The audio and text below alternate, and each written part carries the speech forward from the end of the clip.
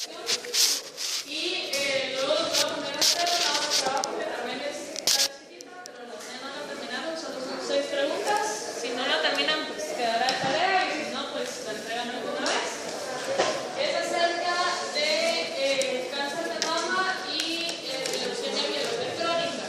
Al final, lo único que quiero que entiendan es qué es lo que origina las patologías, cuáles son las causas, en este caso, y la relación con las glicosilquinases. ¿Sí?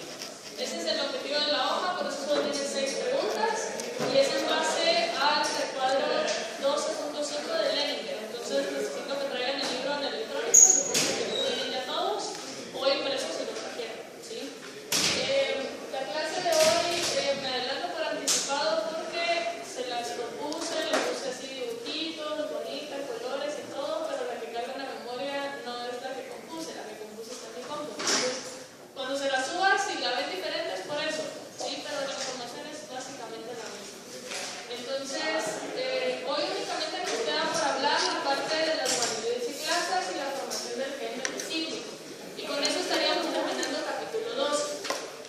¿Qué más tiene el capítulo 12 que no vamos a ver en clase? Tiene la parte de las integrinas y de la regulación del ciclo celular. Eso no se los voy a dar porque eso lo vimos bien en primer año. ¿Sí? Entonces ahora voy a tocar. ¿Cuál? Las integrinas y la parte de la regulación del ciclo celular. Luego tienen la parte de la transmisión de la visión, de la recepción de la visión, del sentido del olfato y del gusto. El del olfato y del gusto funciona mucho más sencillo que el de la visión, y el de la visión lo ven en circo. Creo que ya lo vieron, la parte de los bastones, los conos y todo eso. Sí, ya lo tuvieron que haber visto. ¿Listo? ¿Ven? ¿Ya lo tuvieron que haber visto en circo?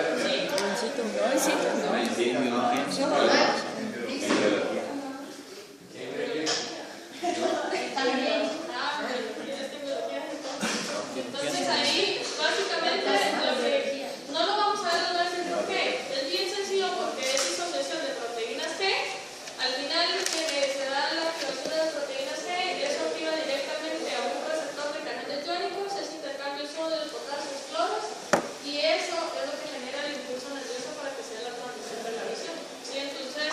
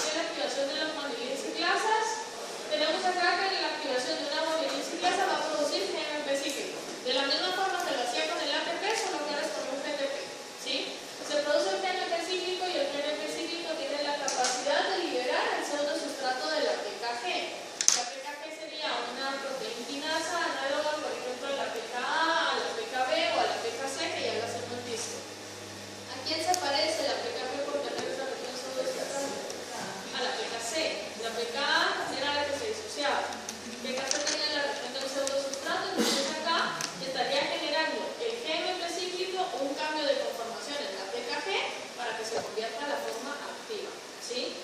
El GMP genera diferentes respuestas dependiendo del tejido en el que esté. Hemos platicado de eso varias veces, la ruta depende de la célula, de quién se estimula y todo lo demás. Vamos a ver hoy dos ejemplos en particular, el de riñón y corazón y la parte del intestino. Tanto el riñón como el intestino, el GMP cíclico tiene la capacidad de generar cambios en el transporte iónico, abriendo canales de calcio, de sodio, potasio, cloro. Y en el corazón también produce relatación. En el cerebro no se sabe exactamente cómo, pero contribuye al desarrollo y a la función, ¿sí? Entonces, básicamente, vamos a ver los efectos que va produciendo el riñón-corazón y luego hablamos de lo que hace el intestino. La parte del riñón-corazón se conecta con este péptido que es el ANF, que es el factor natriurético auricular. Se conoce como natriurético porque lo que va a hacer es liberar o producir más cantidad de orina, liberar líquidos. Y es auricular porque se produce en la aurícula del corazón. También se produce una parte a nivel cerebral y lo pueden encontrar como péptido natriurético cerebral, que por las siglas en inglés es el BPN, ¿sí? Entonces, este péptido natriurético auricular es importante porque actualmente se está utilizando como parte o como un marcador cardíaco cuando hay infartos agudos al miocardio, ¿sí? Actualmente quiere decir que la parte de, o sea, que la prueba o el valor de la prueba todavía está sujeto a discusión, ¿sí? De hecho, el foro que me estaba uniendo era acerca del factor natriurético de este ANF, ¿sí? Entonces, hay muchos foros de discusión todavía en donde se discute si tiene relevancia como marcador cardíaco o no, y vamos a ver ahorita por qué, cómo se relaciona. Entonces, el ANF es liberado por el corazón por un incremento en el volumen sanguíneo. Cuando aumenta el volumen sanguíneo, el corazón entonces necesita regular el volumen y lo hace modificando la presión. Quiere decir que acá en el corazón el ANF va a producir vasodilatación en respuesta a ese aumento de volumen. Pero a nivel, digamos, un poco más prolongado, tiene que generar una respuesta a nivel renal que permita liberar ese exceso en el volumen. Entonces va a activar a la guanilina ciclasa. La guanilina ciclasa en riñón va a producir un aumento del GMP cíclico y ese GMP cíclico lo que va a hacer es aumentar la excreción renal de sodio y por lo tanto va a haber mayor pérdida de agua, ¿sí? Cuando hay mayor pérdida de agua se reduce el volumen. Entonces, si se dan cuenta, es una señal que viene del corazón y que va a riñón para poder controlar ese volumen. Aparte, como les dije, está siendo utilizado como parte de, como marcador de infarto agudo del miocardio porque se relaciona con el proceso de regulación en cuanto a la vasodilatación, presión sanguínea y todo lo demás que cambiaría durante un infarto, ¿sí? Bueno, el intestino del GMP produce un efecto similar al que hace el riñón. La guanilina sería, en este caso, la proteína que genera el estímulo para un receptor guanilina ciclasa. Quiere decir que la guanilina, a través de la guanilina ciclasa, está generando un aumento del GMP cíclico en el intestino. Ese aumento del GMP cíclico, entonces, lo que va a hacer es regular la secreción de cloro, ¿sí? Si necesitamos secretar cloro, aumentamos GMP cíclico y se secreta cloro y se va a secretar más cantidad de agua. Como les dije, es regulatorio, quiere decir que en algún momento lo tenemos que apagar. Sin embargo, algunas toxinas, por ejemplo, algunas citotoxinas de E. coli o de algunas otras gram negativas, a ver qué otras bacterias son gram negativas.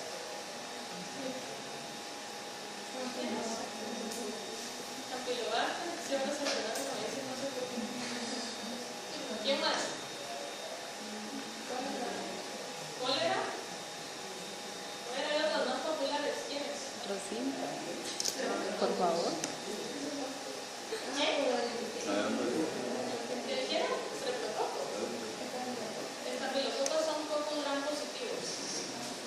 Bacilos gram negativos. A ver, voy a pegar con la otra. Vaya, Rocín. ¿Qué más? ¿Qué bárbaros? ¿Quiénes son las gram negativo? Bacilos gram negativo. Las populares. Tuberculosis sí, pero no lo vamos a encontrar a nivel intestinal. Lo podríamos encontrar en ese puesto, pero no. Podría ser.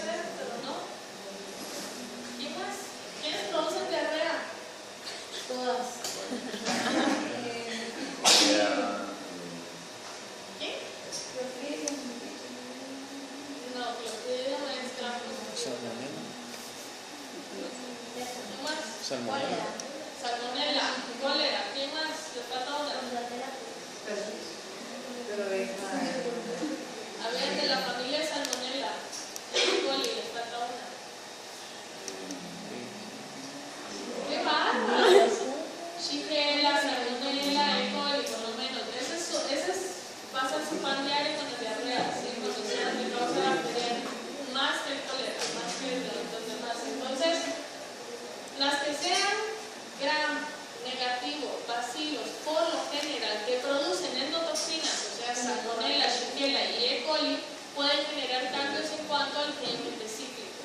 Si generan cambios en cuanto al GMP cíclico, entonces va a haber un aumento en la producción de cloro, porque la endotoxina lo que va a hacer es mimetizar el efecto de la guanilina.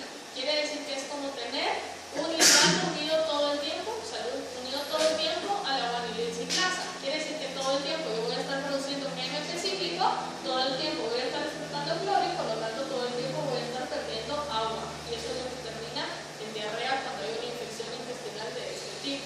¿Se entiende? ¿Sí? Está bastante fácil. Va. Luego a nivel de corazón, la parte que produce la vasodilatación, se recuerdan que el péptido natriurético podía generar vasodilatación, pero también lo puede hacer a nivel de óxido nítrico. El óxido nítrico ya lo habíamos visto cuando vimos radicales libres y decíamos que en concentraciones por encima del valor de referencia era un radical libre y en concentraciones normales era un neurotransmisor. Quiere decir que lo vamos a volver a ver cuando veamos síntesis de neurotransmisores.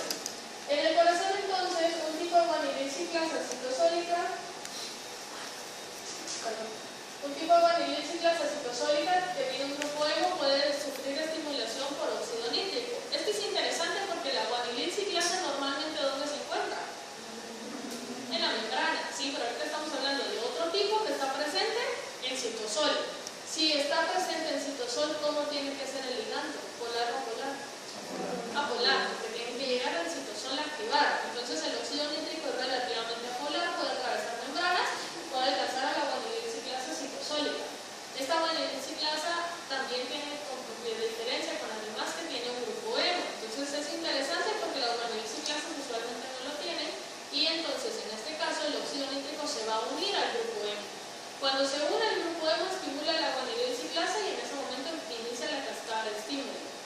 La cascada va a parar cuando el óxido nítrico sufra una oxidación a nitritos a nitratos. Quiere decir que es una oxidación, digamos, intrínseca, ¿sí? O sea, se da la activación y casi de forma inmediata empieza a inactivarse la cascada, ¿sí? Entonces, al final el óxido nítrico, al momento que se une a la guanilina ciclasa, que aumenta el GMP cíclico, se produce la relajación muscular. ¿Ok? ¿Sí? Va.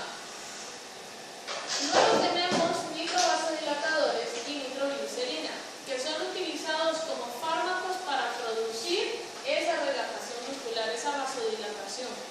Entonces, lo interesante viene, creo que la historia que está en Leninger lo